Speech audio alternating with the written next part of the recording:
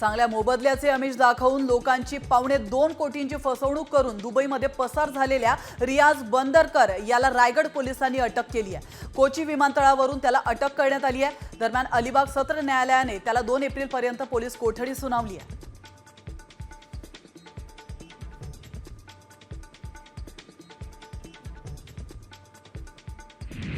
कर्नाटकातून येणाऱ्या आंब्यांमुळे कोकणातील हापूस संकटात पडलाय। तर कर्नाटकी आंब्यांची हापूस म्हणून विक्री करत ग्राहकांची फसवणूक केली जाते। त्यामुळे बाजारपेठेत कोकणी हापूसची स्वतंत्र ओळख दाखवून तो वेगळा ठेवावा अशा सूचना व्यापाऱ्यांना देण्याची मागणी करण्यात येते।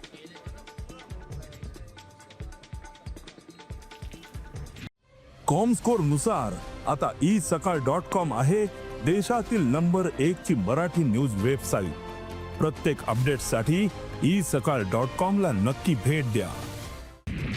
रत्नागिरीत वेळा समुद्रकिनारी कासवांची 3500 अंडी सुरक्षित ठिकाणी ठेवण्यात आली आहेत। अंड्यांमधून पिले बाहेर येण्यास सुरुवात झाली असून 140 पिलांना समुद्रामध्ये सोडण्यात आलंय। तर वेळासमध्ये लवकरच कासव महोत्सवाची तारीख जाहीर होण्याची शक्यता आहे।